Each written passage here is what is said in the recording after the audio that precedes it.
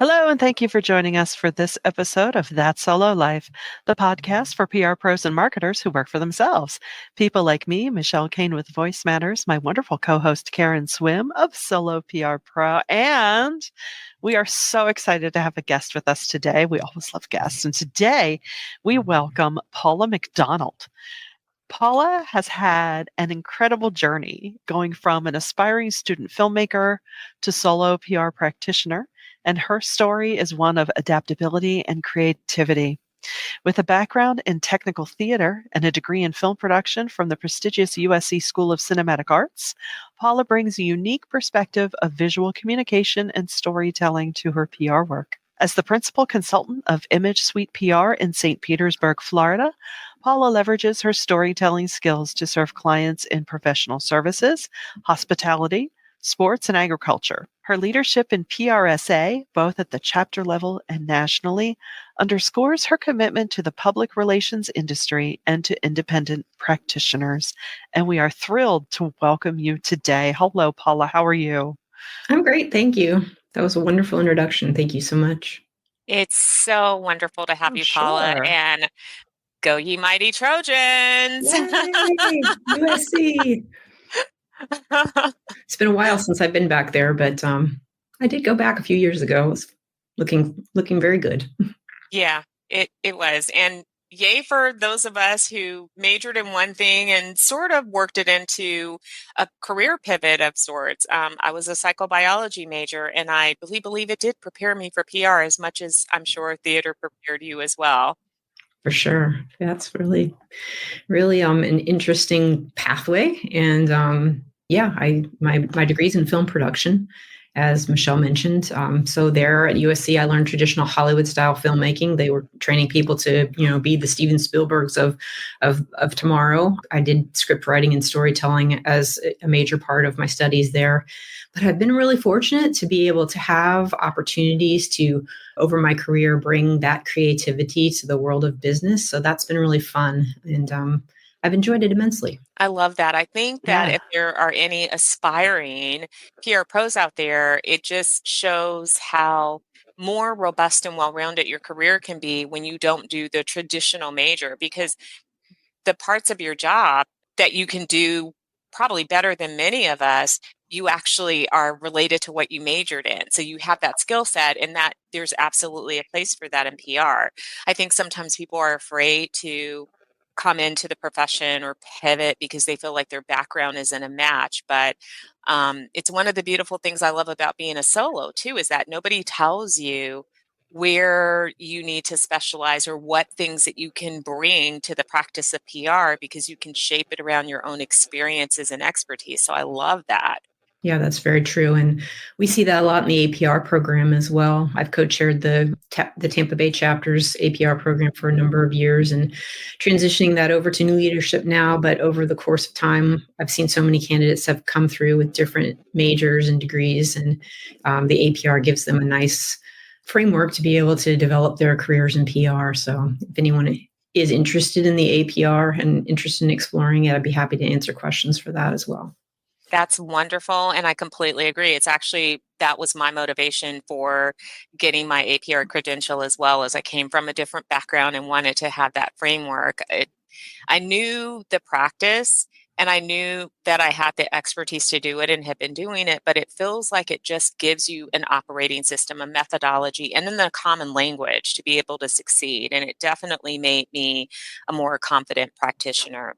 So your career is super impressive, but today we want to talk a little bit about an interesting hobby that you have developed. So tell us about your hobby and how you got started. Yeah, that's kind of why I'm wearing my T-shirt today, to promote my hobby. I'm not dressed in the business look because I one night in 2022, I sat on my couch watching pro skateboarder Tony Hawk's documentary film called Until the Wheels Fall Off. And something clicked in me when I saw his passion for skateboarding and how he continued to push hard on that into his later years. So that inspired me to go to my local skate shop and buy myself a skateboard for my birthday. And I learned to skateboard at age 50. I love that. That's incredible. But I had been a BMX That's racer. amazing. I'd been a BMX racer as a child. And at that time, Vans, the shoe company, was bringing a giant Lucite skateboard ramp to the BMX tracks to introduce skateboarding to the kids. And I was always really interested in it then, but racing was kind of my passion at that point.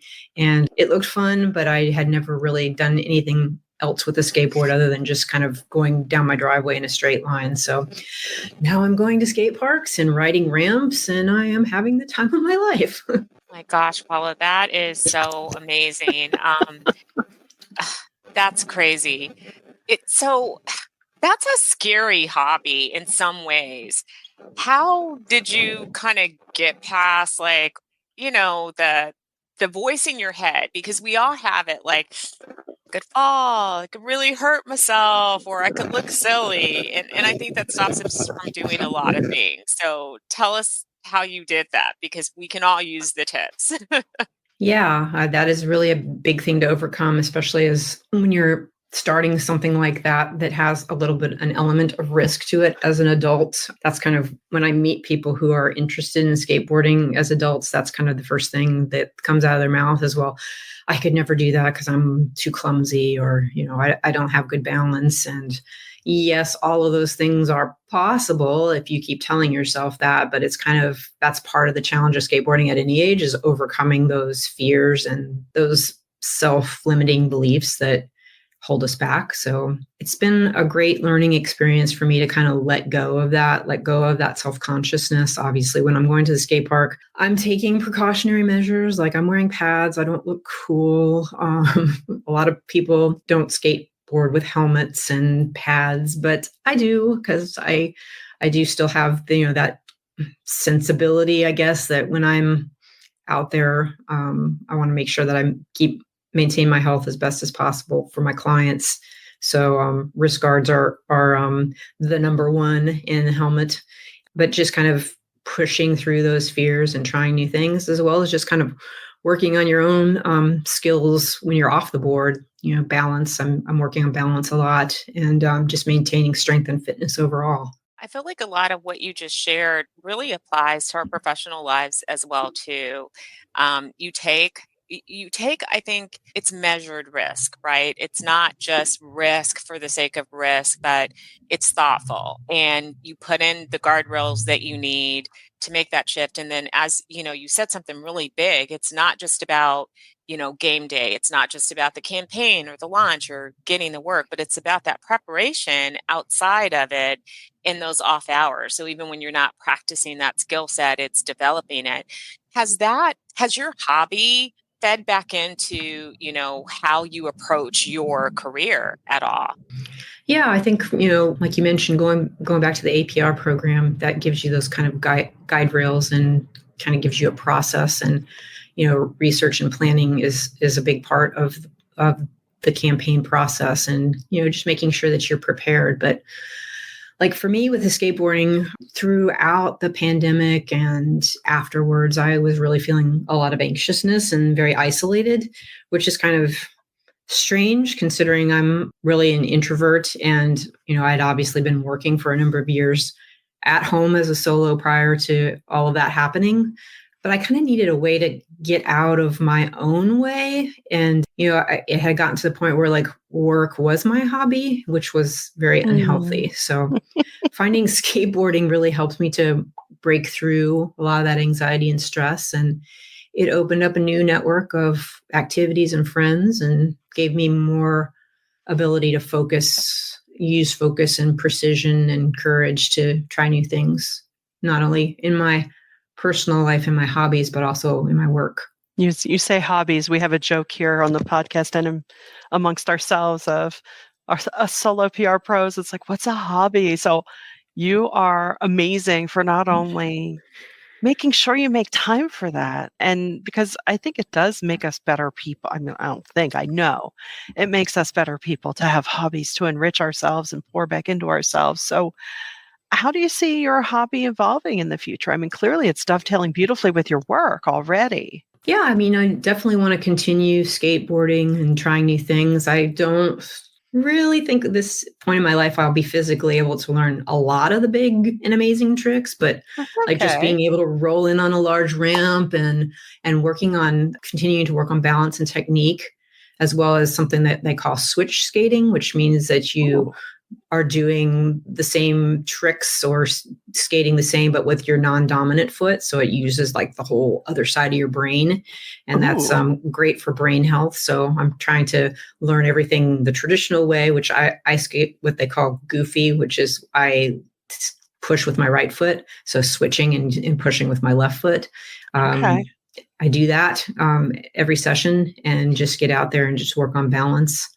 And then beyond skateboarding, or just kind of in tandem with skateboarding, I've recently talked and discovered some different passions and hobbies that I'm exploring consistently, which sounds very strange, but it's I have discovered that I have a passion for puppetry. So I'm kind of combining those passions and interests in early childhood education, video production, with my skateboarding passion to perhaps build a puppet for some skateboarding education for kids. So That's that's kind of how I see the incredible. things expanding in the future. That's incredible. And you know what? I mean, at the outset, you could think, oh, this is, how is this all going to fit? But as you explained it fits beautifully. Yeah. That's Yeah, I love incredible. that you gave yourself permission to, it started with a hobby and then you just gave yourself permission to explore things that make you feel great and that light you up. And then because you're, somebody that really is purpose driven, you found a way to not only just do something that you enjoy, but to use it to make a difference. That's pretty cool.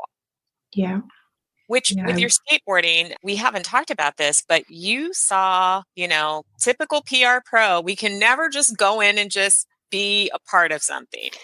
We've got to leave our impact. And if there is something that needs to be fixed, we problem solvers are going to solve it. So tell us about, you saw gender inequity or the lack of representation of genders in skateboarding and you did something about it. Tell us about, what you saw and then the solution that you came up with. Yeah. Well, women in skateboarding, that has been growing exponentially actually since the pandemic. Since 2020, there's been a skyrocketing increase in the number of females who are getting into skateboarding. And I think that's largely due to a couple things. One, the Olympics has really helped kind of bring visibility to girls skateboarding. And there's really just kind of more openness to females at the skate park now, but it's still somewhat challenging. It's very male dominated. So in January of this year, I embarked on bringing together more girls and women into skateboarding, and I formed a nonprofit called Girls Skate Inc. And our mission is to bring the magic of skateboarding to girls and women of all ages and skill levels. And really, kind of the motivating piece that started that was that our local indoor skate park, the skate park at Tampa, which I'm wearing their logo shirt right now. It's a really famous indoor skate park in the skateboarding world. It's featured in a lot of video games and has been around for quite a while. They had typically hosted monthly girls meetups back before the pandemic. And then, of course, when that happened, they stopped doing those. So I had just gotten started skateboarding and I was asking them, when they were going to bring those back. And they kept saying, well, maybe soon, maybe soon. So I finally said that I would be happy to help organize the events. And then they agreed to let me do it. So even though I'm not an expert level skateboarder, with my communications background, I'm very good at event organizing. So it works out really well. And we get about 50 to 60 people at all the events from ages 3 all the way up to 60 plus. And it's just been really great to see the friendships that are forming by bringing the girls and women together, and even more meetups coming into the area now. So I'm really excited to see it grow. That is so fantastic. And Yeah, I for love our it. listeners, we will definitely share the links in the show notes so that you can, support Paula. And my goodness, if you are in her local area, we encourage you to join her at the skate park. I mean, that For sounds sure. so fun. Yeah, absolutely. We've got pads and gear if anybody wanted to come out and try for the first time. Yeah, it's a fun thing. I got a reporter to actually try skateboarding for the first time when she came out and did a story on our group. So it was pretty cool. Oh, that's so And I cool. think, even if you try and you're like, okay, that was fun to try and it's not for you, it does at least open you up to not being afraid to pursue things that scare you. Yeah. And that's beneficial in so many levels, isn't it? Right? Because I don't know about both of you, but I am the queen of talking myself out of things or rationalizing my way, thinking, oh, no, it's too much time. Oh, this, that, and the other. But to just do it. And because clearly these are passions that have been planted in you. So of course you have to pursue them. And I hope our listeners and even, Karen and I can be encouraged by that.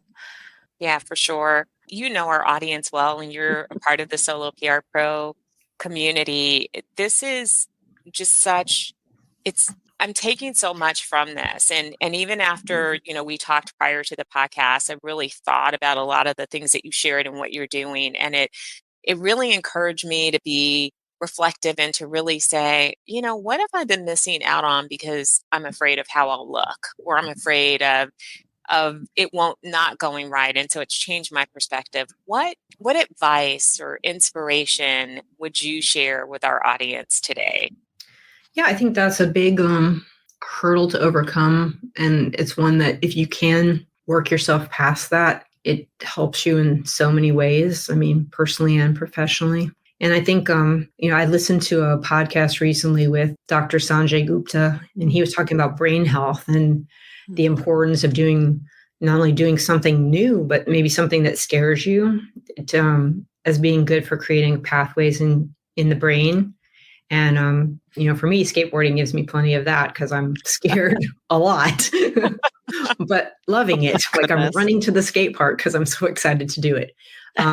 But it's important for all of us to explore, what in our youth brought us joy and how we can bring some of that back to our current lives. Because there's really never a good time to do a hobby when you're busy at work, but it's something you have to make time for to make a deeper life for yourself.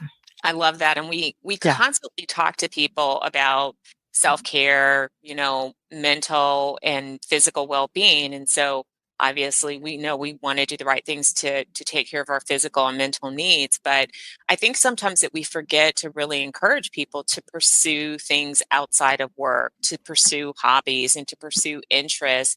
And I love that you brought up that there's a connection to that, to our, to our well-being as well, because you're right, doing those things and challenging ourselves to do new things is good. And it does, it exercises our brain, it creates those new pathways. And that's important no matter what age you are, to take care of this organ, right?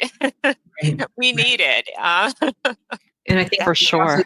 You also come up with some of your best ideas when you're not like in front of the screen. So giving yourself time to relax and do something that you find pleasurable gives you an opportunity to actually think more clearly and think more strategically for your clients as well. Yeah, I think we just kind of get out of our own way. That happens to me all the time when I'm running, because I'm just allowing myself to be in the moment. And it's just, running has its own adrenaline high there. And so when you're not thinking about it and you're completely relaxed and just having a good time and enjoying that moment, ideas start flooding your brain, or a solution to a problem is so crystal clear rather than sitting and pondering over it. And when you're like at your desk and you're like, oh, what do I say? How do I do this? Mm-hmm. Michelle, I think you might be muted. That is paralysis analysis, right?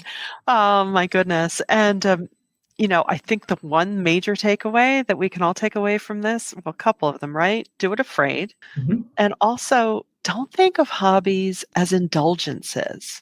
Yes. Right? These are not indulgences. It's necessary to be a full person, because I think before we got immersed in running our business or even just being a practitioner in communications, we were full people. And it's, along with getting older, that can fall away because more responsibilities come in. But as you say, I think it's so key. So I think if any of us take something away from your adventure, Paula, I mean, thank you for not only following what you know you need for yourself, but for taking the time today to share it with us, because we Yeah. all need this. I'm also Absolutely. equally excited to follow your puppeteering journey. That Yes. is, and whatever else you do, because, knowing you, I don't think it's going to stop there. Right. I'm building one right now. Ooh. I have it right here. It does not have a face yet, but I hand sewed it. I'm taking a sewing class so that I can learn Oh my to goodness. sew, because that's another goal that I had for myself in my life. But I've been hand sewing this one, so yeah. I It's love it always for something. our listeners. It's a beautiful purple, furry, Yeah.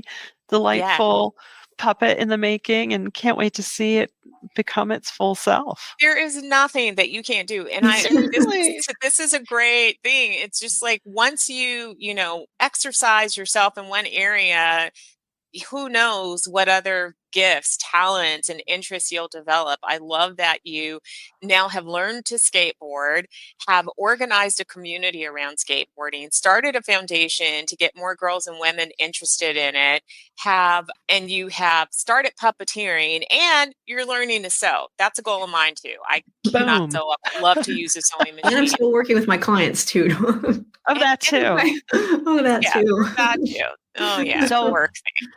So if our listeners want to connect with you, Paula, where are the best avenues? What are the best channels to get in Yeah. touch with you and find you? I probably hang out most on LinkedIn from a professional perspective. So my LinkedIn account, and then you can follow my group Skateboarding Adventures on Instagram. That's the only Cool. place we are, and it's girls.sk8.fl. Fantastic. And we'll put these links in the show notes, of course.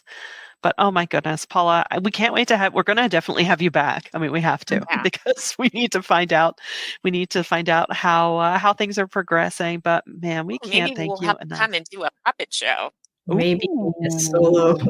solo PR pro puppet mascot.